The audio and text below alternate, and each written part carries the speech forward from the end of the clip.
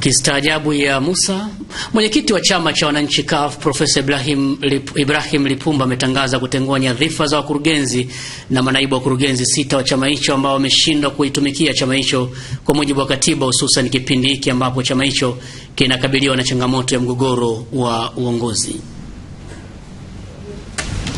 Akitangaza uamuzi huo leo baada ya kuwasili kwenye ofisi za makao makuu ya chama hicho Buguruni jijini Dar es Salaam, Profesa Lipumba amesema wakurugenzi na manaibu wakurugenzi hao aliyoteua yeye baada ya mkutano mkuu wa taifa wa Juni 28 mwaka 2014 uliomchagua kuwa mwenyekiti wa taifa. Kwa kuzingatia changamoto zinazokabili chama chetu hivi sasa, nimeamua kutengua uteuzi wa wakurugenzi na naibu wakurugenzi wafuatao: Joram El Bashange ambaye ni mkurugenzi wa uchumi wa fedha, nimetengua ukurugenzi wake.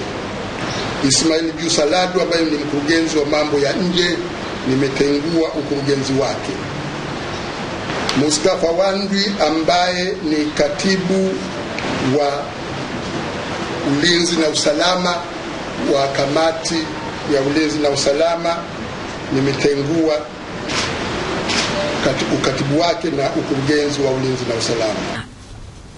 Viongozi watakaojaza nafasi za wakurugenzi waliotenguliwa watatangazwa kesho, na kwamba watakaimu nafasi zao mpaka pale watakapothibitishwa na Baraza Kuu la Uongozi la Taifa katika kikao chake kijacho.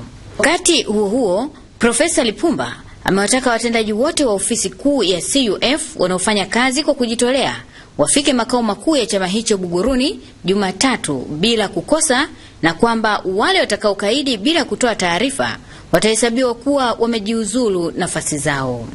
Aziza Bakari, Channel 10.